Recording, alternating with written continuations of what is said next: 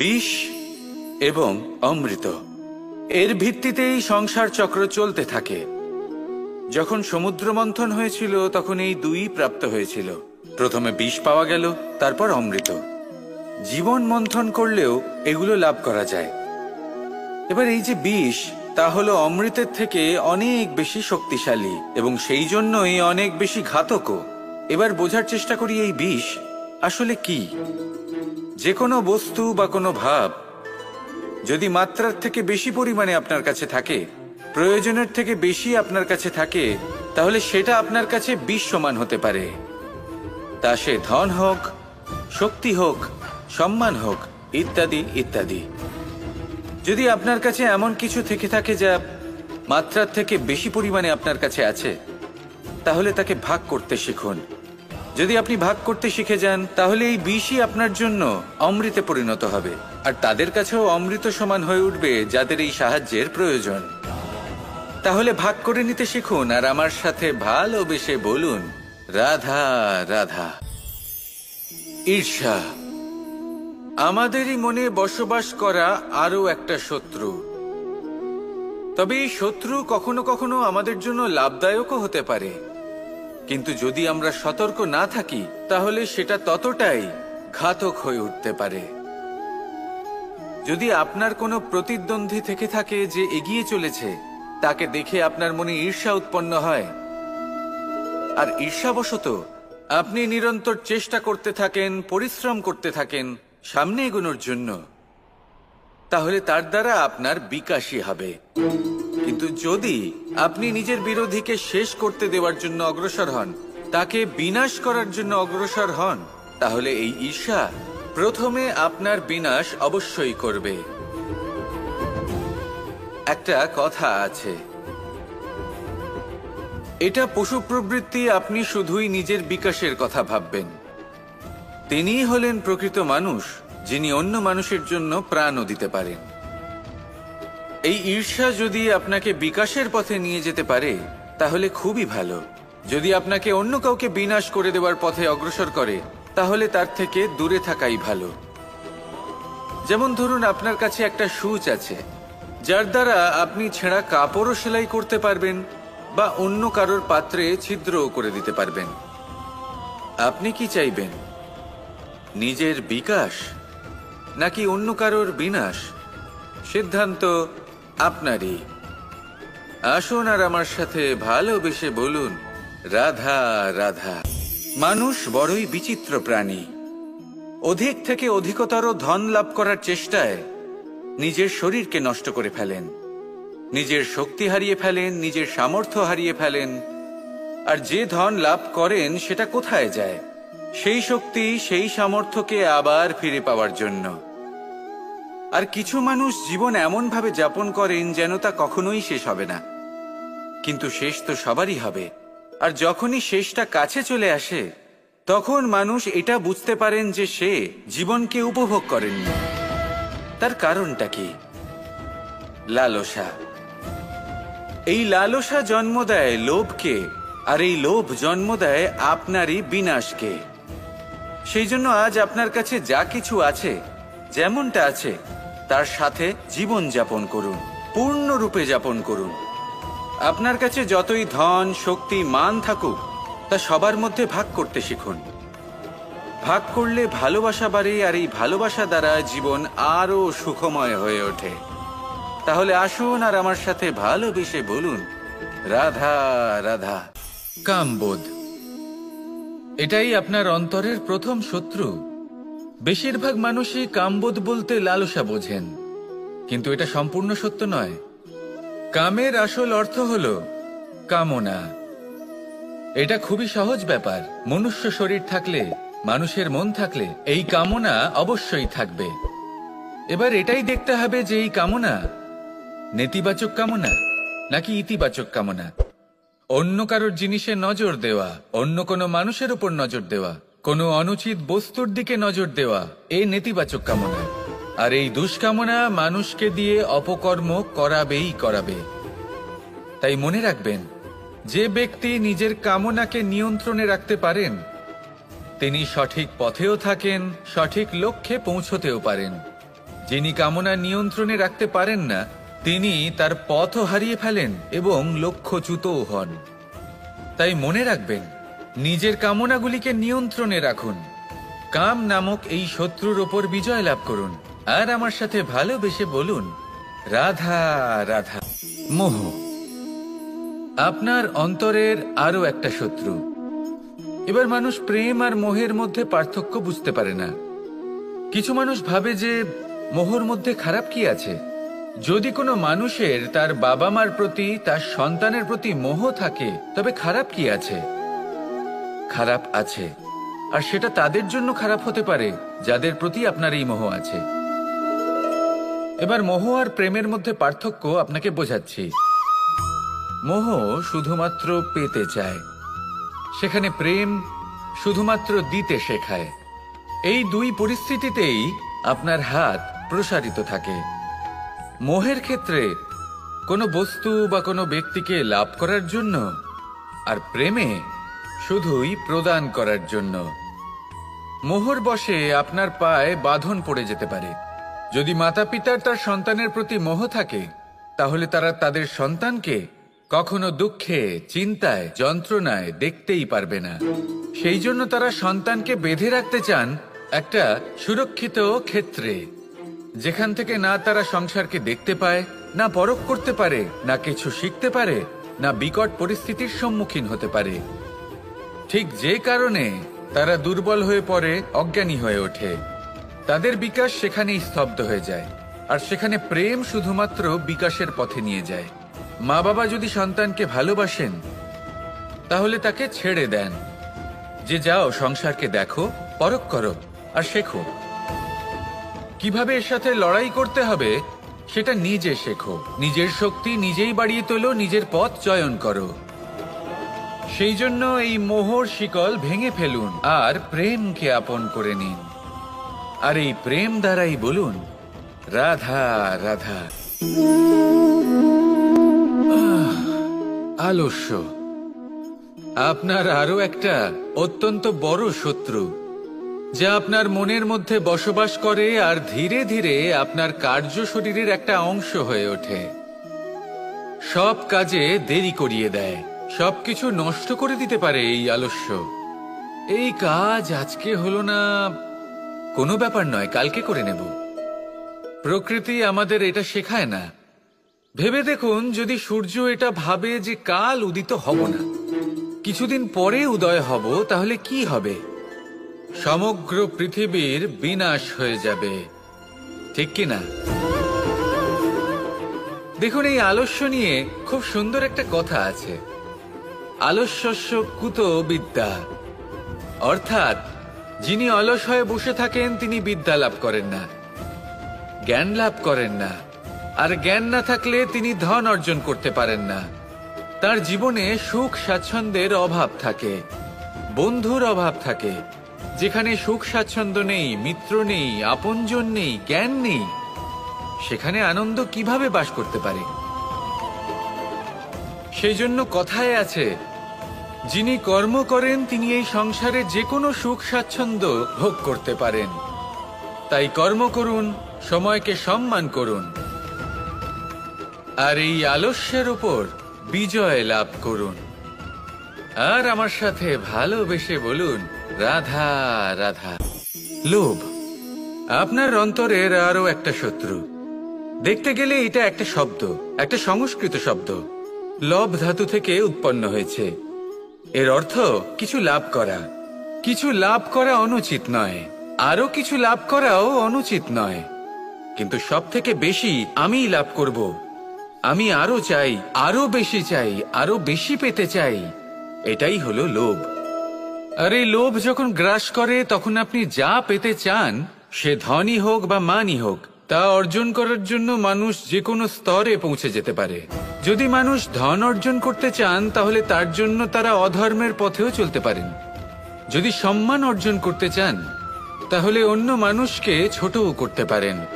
শেষ পর্যন্ত আপনার এটা মনে হতে পারে যে যদি একটু অল্পই প্রাপ্ত করতাম, কিন্তু ভালোবেসে প্রাপ্ত করতাম, এই জীবন আরো অনেক বেশি সুখী হতো।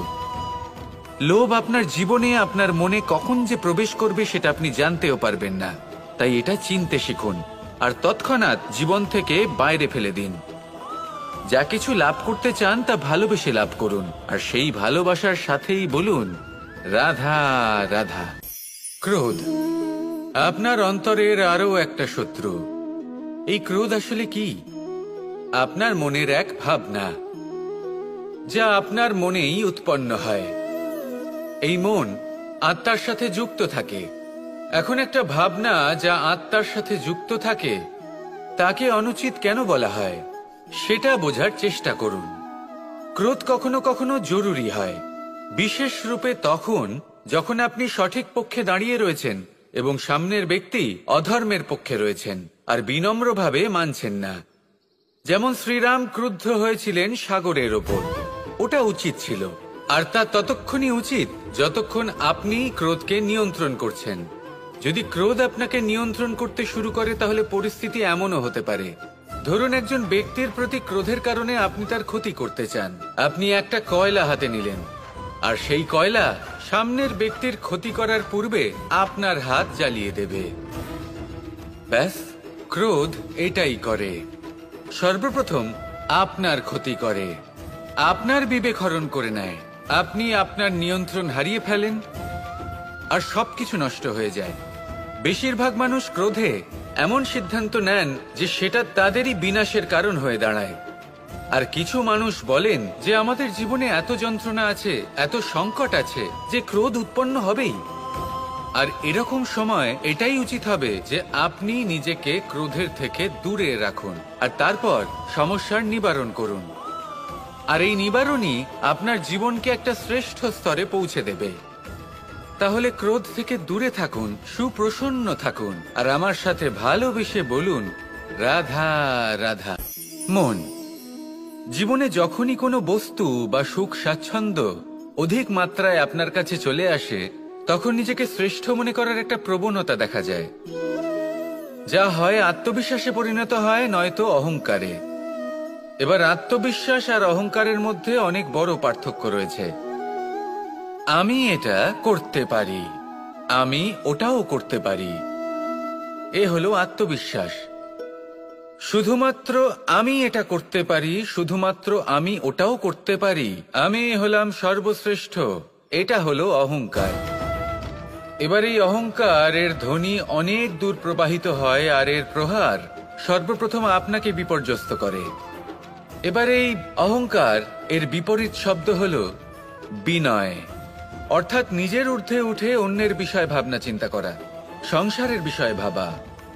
এই বিনয়ী হবার চেষ্টা করুন, একের থেকে অনেক হওয়ার চেষ্টা করুন এবং একসাথে থাকার চেষ্টা করুন। নিশ্চিত রূপেই আপনি বিকাশের কারণ হবেন।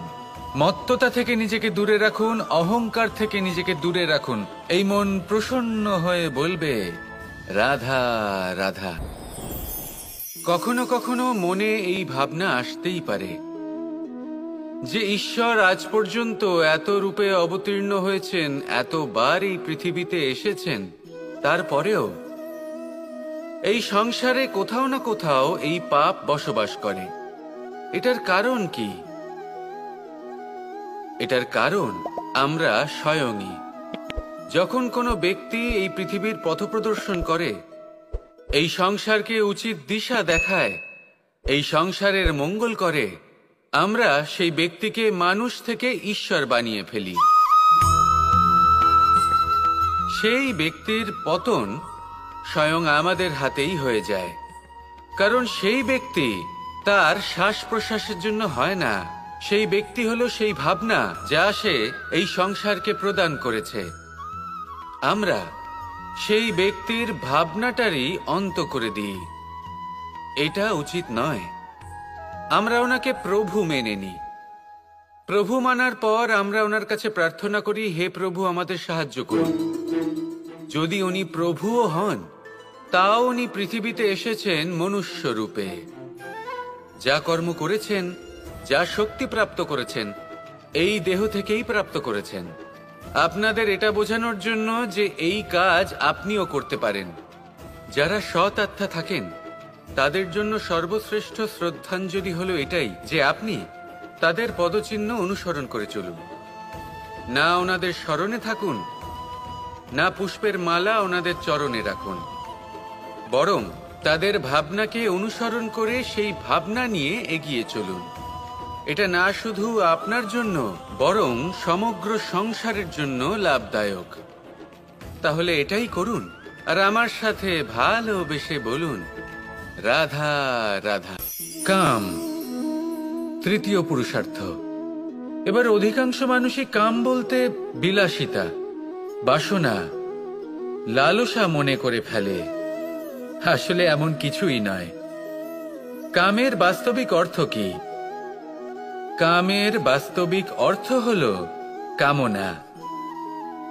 প্রতিটা ব্যক্তি, প্রতিটা মানুষ, প্রতিটা জীব এই সংসারে কোনো না কোনো বিশেষ কারণে আসে। সেই কারণকে পূর্ণ করার জন্য কর্ম করাকে কাম বলে।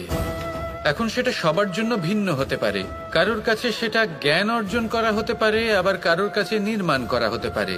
কারোর জন্য পরিবারকে সঞ্চালন করা হতে পারে, আবার কারোর জন্য এই সংসার থেকে পাপ দূর করা হতে পারে। কিন্তু সব থেকে গুরুত্বপূর্ণ হলো যে মানুষ যেন নিজের কর্ম ঠিক করে করে, সম্পূর্ণ যত্ন নিয়ে করে। তৃতীয় পুরুষার্থ মানে এই কাম। এটার অনুচিত অর্থ নিজেকে বোঝানো মানেই সমগ্র জীবনকে অর্থহীন করে দেওয়া। তাই প্রেম দ্বারা আপনার এই সংসারে আসার কারণটাকে অনুসন্ধান করুন, আর এই প্রেমের সাথেই বলুন, রাধা রাধা। যখন কঠোর রোদে আমাদের শরীর উত্তপ্ত হয়ে যায়, আমরা গরম অনুভব করি, তখনই যদি বর্ষা হয় আর বৃষ্টির জলের ফোঁটা আমাদের শরীরে এসে পড়ে, তখন কেমন অনুভূতি হয়? বর্ষার এই জলের ফোঁটা যখন ধরিত্রীতে পড়ে, তখন যে নাদ উৎপন্ন হয়, মনে হয় যেন এক সঙ্গীত। এমন এক সঙ্গীত যা স্থিরতার সাথে আমাদের বুঝিয়ে দেয় যে এই সূর্যের উত্তাপ, এই রোদ, তা চিরকালের জন্য থাকবে না। সূর্যের কিরণের যতই তেজ থাকুক, যখন বর্ষা আসবে এই রোদের কিরণকে শীতল করবে। সূর্যের তেজ যতই বেশি হোক না কেন, কখনো না কখনো কালো মেঘ আসবে আর সূর্যকে ঢেকে দেবে। অর্থাৎ এই প্রকৃতি আমাদের শিক্ষা দেয় যে কারোর প্রকাশ, যে কারোর মেধা চিরকাল টিকে থাকে না। এবার যদি কথা বলি অন্ধকারের বিষয়ে, তবে রাত্রির কালো অন্ধকারকে একটা জোনাকির আলো পরাজিত করে। অর্থাৎ অন্ধকারও চিরকালের জন্য বজায় থাকে না। এটা কি আমরা বুঝলাম? তবে আপনাদের দুটো সহজ প্রশ্ন করব। জীবনে যখন কিছুই আপনাদের সাথে চিরকাল থাকবে না, তাহলে অহংকার কি নিয়ে? আর জীবনে যদি প্রত্যেক দুঃখ, বিপদ, সমস্যা একটা সময়ের পর আপনাকে ছেড়ে চলে যায়, তাহলে পরাজয় মানবেন কেন? এই দুশ্চিন্তা ত্যাগ করুন, এই অহংকার ত্যাগ করুন, আসক্তি ত্যাগ করুন, আর আমার সাথে ভালোবেসে বলুন, রাধা রাধা। জীবনে সবথেকে বেশি গুরুত্বপূর্ণ বস্তু কি? বাড়ি, বাহন, সোনা, ধন। যদি আমি সত্যি বলি, তাহলে জীবনে সবথেকে বেশি গুরুত্বপূর্ণ বস্তু কোনো বস্তুই নয়। যদি কিছু গুরুত্বপূর্ণ থাকে, তাহলে তা হলো অনুভূতি, করুণা, মিত্রতা, মাতৃত্ব, বাৎসল্য, আর সবথেকে বেশি গুরুত্বপূর্ণ ভালোবাসা। নিজেদের এই জীবনে যদি আপনি শুধুমাত্র বস্তুর খেলাতে মেতে থাকেন, তাহলে জীবনে আনন্দ কখনোই থাকবে না। নিজের এই জীবনকে অনুভূতির পীঠস্থান বানিয়ে তুলুন। এই মন প্রসন্ন হয়ে বলবে, রাধা রাধা। রামায়ণের একটা অত্যন্ত শ্রেষ্ঠ কাহিনী আছে, যেটা খুব অমূল্য শিক্ষা দান করে। দশানন যখন ধরাশায়ী হলেন এবং মৃত্যুশয্যায় শুয়েছিলেন, ওনার শেষ নিঃশ্বাস ত্যাগের সময় শ্রীরাম লক্ষ্মণকে বললেন যে, হে লক্ষ্মণ, রাবণের কাছে যাও, ওখানে যাও, ওনার থেকে কিছু জ্ঞান অর্জন করে এসো। উনি হলেন মহাজ্ঞানী, আর ওনার থেকে জ্ঞান অর্জনের এটাই শ্রেষ্ঠ সুযোগ। লক্ষণ প্রথমে মানতে চাইলেন না, কিন্তু শ্রীরাম বোঝানোর পরে লক্ষণ ওনার কাছে গেলেন, রাবণের মাথার কাছে গেলেন আর বললেন, দাদা বলেছেন আপনার থেকে জ্ঞান অর্জন করতে। রাবণ কিছুই বললেন না। লক্ষণ বললেন, আপনি তো দেখছি খুব অহংকারী, মৃত্যুশয্যায় শুয়ে আছেন, শেষ নিঃশ্বাস ত্যাগ করতে চলেছেন, আর তাও এত অহংকার। রাবণ বললেন, নিজের দাদা রামকে ডাকো। শ্রীরাম এলেন, রাবণের পায়ের কাছে এসে দাঁড়ালেন। উনি নিজের হাত জোড় করলেন আর বললেন, হে মহাপণ্ডিত রাবণ, আপনি হলেন মহাজ্ঞানী, দয়া করে আমাদের কিছু জ্ঞান প্রদান করুন। রাবণ বিনম্র চিত্তে ওনার কথা শুনলেন, খুব বিনম্র চিত্তে ক্ষমা প্রার্থনাও করলেন, আর এই সংসার একটি অত্যন্ত শ্রেষ্ঠ জ্ঞান লাভ করল। এর দ্বারা আমরা ঠিক কি শিক্ষা লাভ করি? রাম এবং লক্ষণ দুজনেই ছিলেন তেজস্বী, দুজনেই ছিলেন শ্রেষ্ঠ, ছিলেন বীর, ছিলেন বলবান। কিন্তু শ্রীরামকে মর্যাদা পুরুষোত্তম বলা হয়ে থাকে, কারণ উনি বীর ছিলেন, সাহসী ছিলেন, তার সাথে একটি অত্যন্ত গুরুত্বপূর্ণ গুণ ছিল। সেই গুণ হল বিনম্রতা। এটা খুবই শ্রেষ্ঠ একটা গুণ। যদি কেউ আপনাকে কটু কথা শোনায়, তাহলে উত্তরটা আপনি বিনম্রভাবেও দিতে পারেন। এই বিনম্রতা এমন এক আবেগ যেটা দেখে মনে হবে কোমল, কিন্তু এটা ততটাই প্রবল অস্ত্র। এমন একটা অস্ত্র যা সকলকে নিরস্ত্র করে দিতে পারে। যদি আপনি সাহসী হন এবং বিনম্র হন, তাহলে আপনি বিজয়ী হবেন। যদি আপনি জ্ঞানী হন এবং বিনম্র হন, তাহলে আপনি অবশ্যই মহাজ্ঞানী হয়ে উঠবেন। তাই নিজের মনে বিনম্রতা ধরে রাখুন আর ভালোবেসে বলুন, রাধা রাধা। অর্থ, দ্বিতীয় পুরুষার্থ। এই অর্থ বলতে বেশিরভাগ মানুষই ধন মনে করেন, কিন্তু যদি অর্থের তাৎপর্য শুধুমাত্র ধন হয়, তাহলে তা কিন্তু অত্যন্ত অনর্থকারী। তাহলে অর্থের অর্থ কি? অর্থ সেটাই যা আমাদের জীবনের জন্য প্রয়োজনীয়, যা আমাদের সুখ দান করে, শান্তি প্রদান করে, কারণ সেটাই সবথেকে মূল্যবান। মাতা পিতা, বন্ধু, আত্মীয় স্বজন, গুণ, পুণ্য, জ্ঞান, এই সব কিছু মিলে অর্থ তৈরি হয়। আর সঠিকভাবে বলতে গেলে এটাই কিন্তু জীবনের আসল অর্থ। তাহলে আসুন আমার সাথে ভালোবেসে বলুন, রাধা রাধা। এই সংসারে এমন কখনোই হবে না যে আপনি কিছু একটা করলেন কিন্তু তার মূল্য আপনাকে দিতেই হলো না। যে কোনো কাজের জন্য, যে কোনো কর্মের জন্য আপনাকে মূল্য দিতেই হবে। প্রকৃতিও আমাদের এটাই শেখায়। আকাশে দেখুন সূর্যকে, প্রত্যেকদিন আমাদের প্রকাশ প্রদান করেন। এনাকে সূর্য নারায়ণ বলা হয়। ইনি কি মূল্য প্রদান করেন? নিজে জ্বলতে থাকেন। ধরিত্রী মাতা, এই ভূমি, ইনি কি মূল্য প্রদান করেন? প্রহার সহ্য করেন। আমরা এই ধরিত্রীতে প্রহার করে মাটি খুঁড়ে তাতে বীজ বপন করি, তবেই আমরা অন্ন লাভ করি, তবেই ফসল পাই। জীবনে যদি আপনাকে সফল হতে হয়, সম্মান পেতে হয়, যশ পেতে হয়, তাহলে আপনাকে মূল্য দিতেই হবে। যদি আপনি সাফল্য লাভ করতে চান, তাহলে দিন রাত আপনাকে ত্যাগ করতে হবে, যেখানে সমগ্র সংসার সন্তোষ অনুভব করছে, আর আপনাকে করতে হচ্ছে পরিশ্রম। যদি আপনি সম্মান প্রাপ্ত করতে চান, তাহলে আপনাকে সেই সুখ ত্যাগ করতে হবে যা সবার কাছে রয়েছে। যদি আপনি যশ লাভ করতে চান, তাহলে নিজের অন্তরকে মেরে ফেলা আপনাকে শিখতে হবে, তবেই আপনি যশ লাভ করবেন। জীবনে শুধুমাত্র ধন মূল্যবান নয়, কিন্তু এই যে মূল্যের কথা আমি বলছি, সেটা যদি আপনি দিতে পারেন, তাহলে নিশ্চিত রূপে এটা আপনাকে আরো মূল্যবান করে তুলবে, নিশ্চিত রূপে গড়ে তুলবে।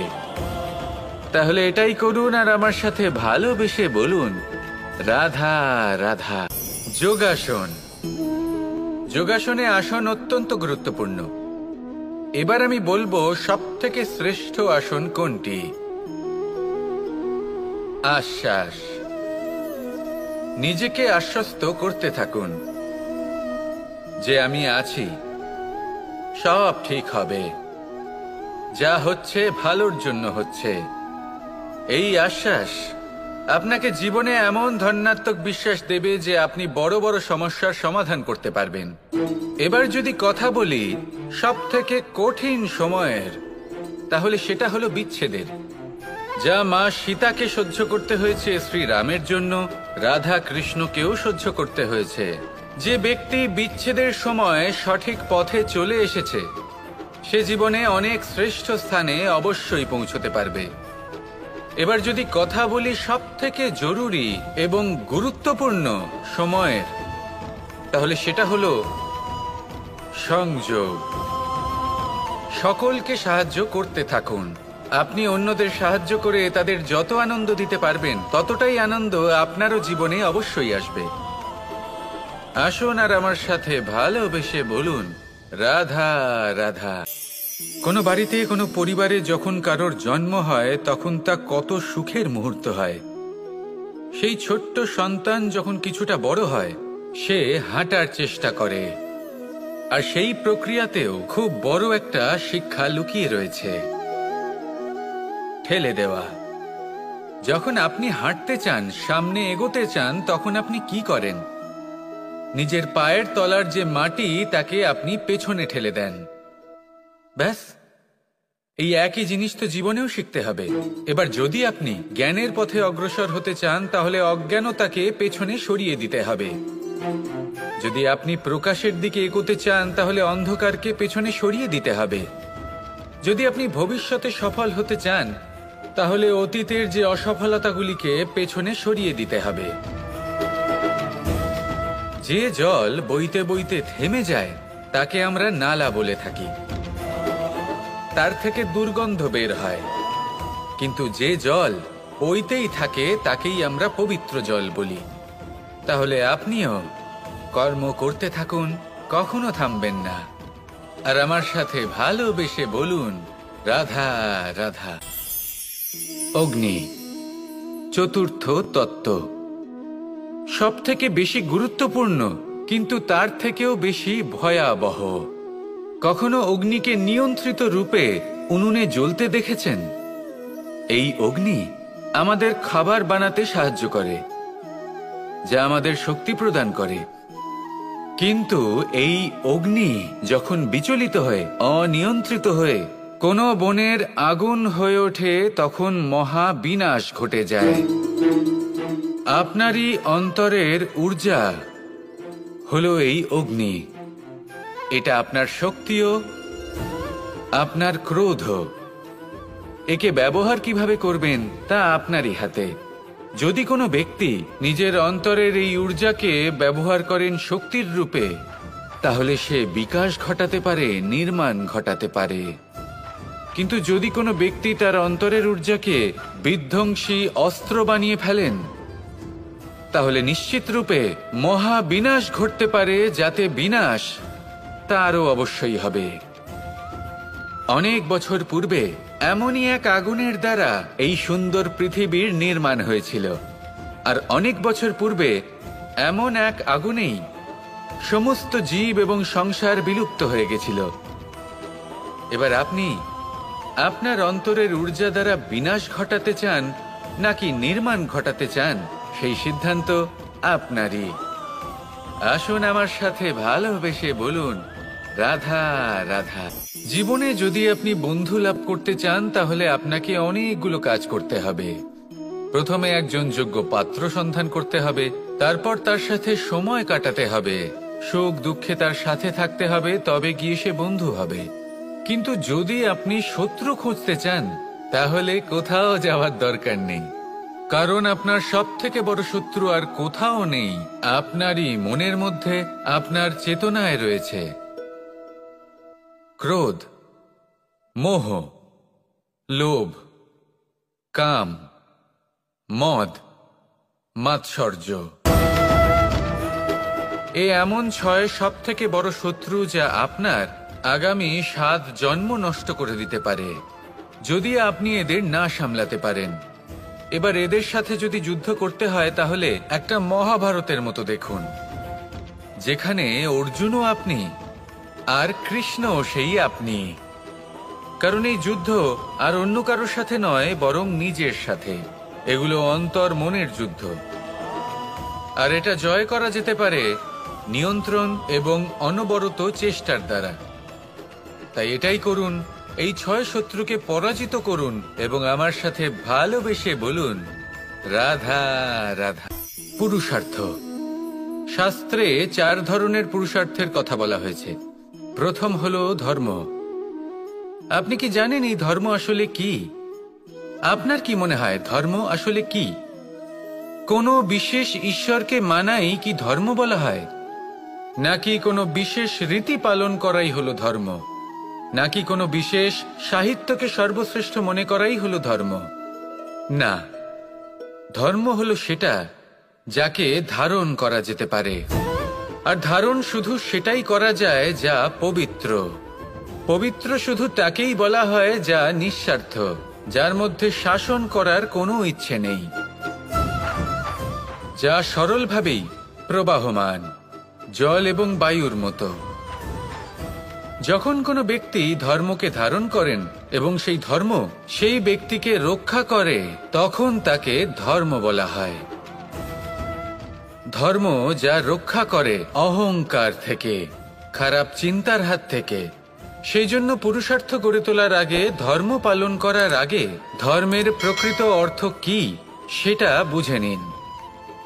এটা জেনে রাখুন যে সমস্ত ধর্মের আধার, সমস্ত ধর্মের ভিত শুধুমাত্র ভালোবাসা। আসুন আর এই ভালোবাসার সাথেই বলুন, রাধা রাধা। বেশিরভাগ মানুষই এই কথা জানেন যে আমাদের শরীর 5টি তত্ত্ব দ্বারা নির্মিত, যাকে আমরা পঞ্চতত্ত্ব বলি। জল, অগ্নি, বায়ু, ধরিত্রী এবং আকাশ। এবার এই কথা আমরা সকলে জানি, কিন্তু এগুলোর সাথে কিছু গুণ জড়িয়ে রয়েছে যেগুলো আমরা দেখতে পাই না। যদি এই গুণগুলি আমরা আত্মসাৎ করতে শিখে যাই, তাহলে সাক্ষাৎ পরমেশ্বরের দর্শন আমরা পেতে পারি। যদি কথা বলি প্রথম তত্ত্বের, জলের কথা, জল যা প্রত্যেক জ্বলনকে শীতলতা প্রদান করে। এই জলকে দেখুন, যা শুধু প্রবাহিত হতে জানে, থামতে জানে না।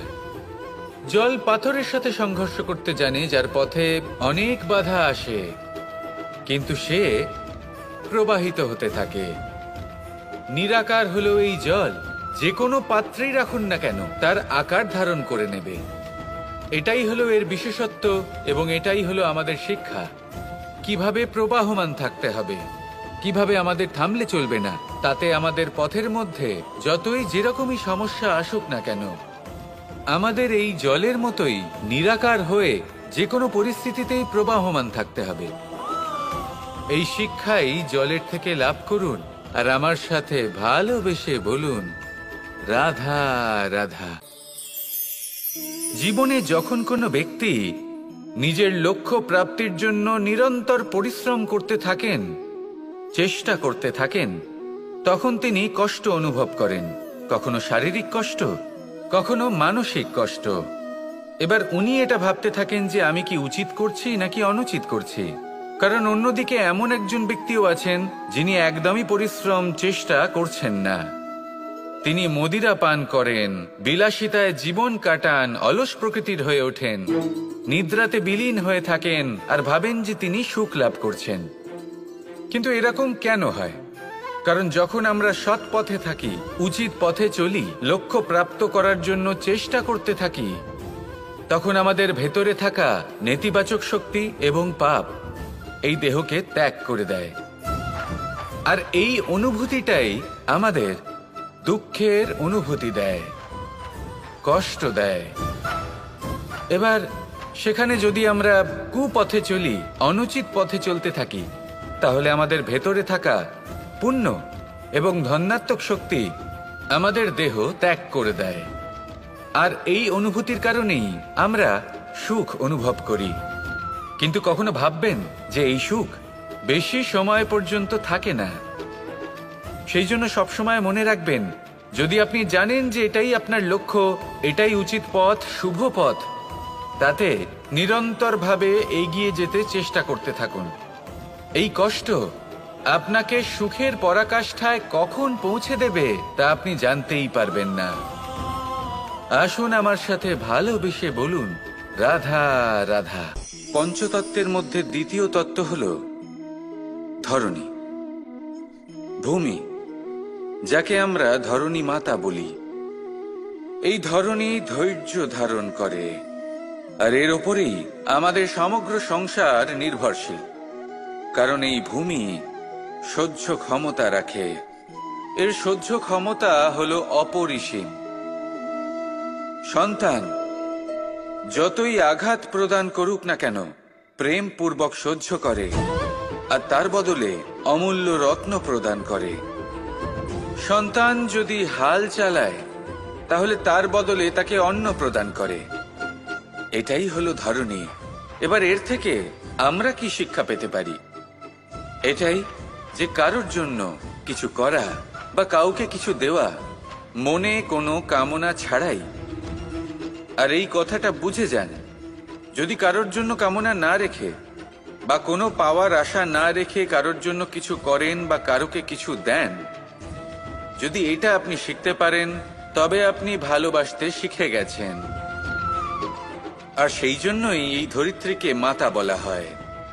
কারণ মাতা শুধু উনি নন যিনি গর্ভে সন্তানকে ধারণ করেন, মাতা তো উনিও যিনি জীবন বাঁচতে শেখান, যিনি জীবন বাঁচার উদাহরণ প্রদান করেন।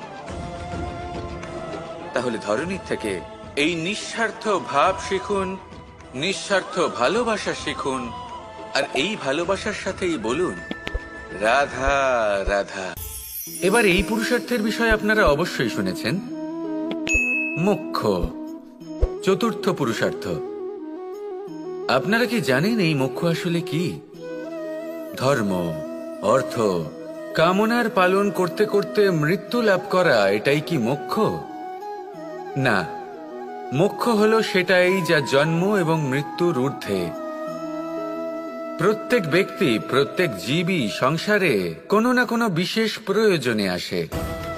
ধর্মপথে, সৎপথে অর্থ উপার্জন করা, প্রয়োজনকে পূর্ণ করার চেষ্টা করতে করতে সেই প্রয়োজনকে পূর্ণ করা তাকে মুক্তির পথে নিয়ে যায়, যা হলো মোক্ষ।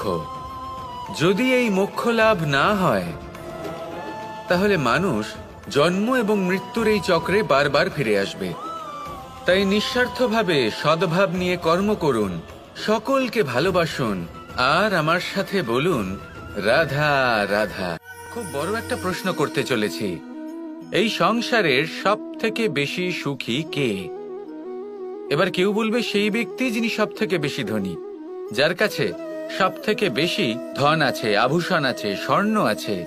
কেউ বলবেন কোনো রাজ্যের রাজা, কারণ তিনি শাসন করতে পারেন, তার আদেশ ছাড়া কোনো কাজ সম্ভব নয়, ইত্যাদি ইত্যাদি। এর উত্তর যদি আমি দিই, তাহলে এটুকুই বলবো, সংসারের সব থেকে সুখী ব্যক্তি হলেন তিনি যিনি সন্তুষ্ট। তার কাছে সন্তোষরূপী ধন আছে, যা তাকে সুখী রাখে।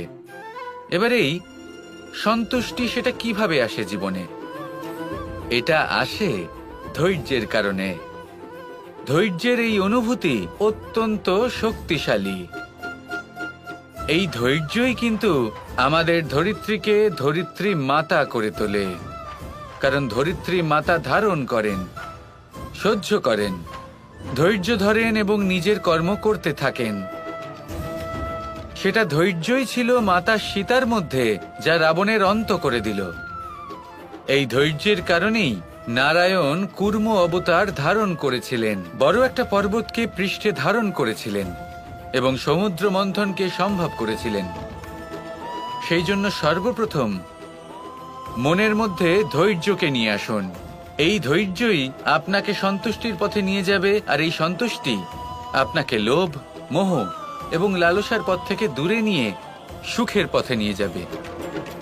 আর তখন এই মন প্রসন্ন হয়ে বলবে, রাধা রাধা। পঞ্চম তত্ত্ব, আকাশ, নব, ব্যোম। আসলে কোনো ভ্রম নাকি সত্য? ভ্রম তো হতে পারে না, কারণ ভ্রমের মধ্যে কেউ বাঁচতেই পারে না। আর যদি সত্য হয় তাহলে এতটাই বিশাল যে আমাদের চোখের থেকে, আমাদের ইন্দ্রিয়ের থেকে, আমাদের মস্তিষ্কের থেকে, আমাদের চিন্তা ভাবনার থেকেও অনেক ঊর্ধ্বে, যাকে আমরা বুঝতেই পারি না। এটা যতটাই বিশাল আকার ঠিক ততটাই সরল। এই আকাশ যতই অন্ধকারাচ্ছন্ন ততটাই আলোর প্রকাশ প্রদান করে থাকে। দেখতে গেলে এ হলো জীবনের সঞ্চালক, কিন্তু যদি ক্রুদ্ধ হয়ে যায় তাহলে প্রাণ কেড়ে নিতেও দ্বিধা বোধ করে না।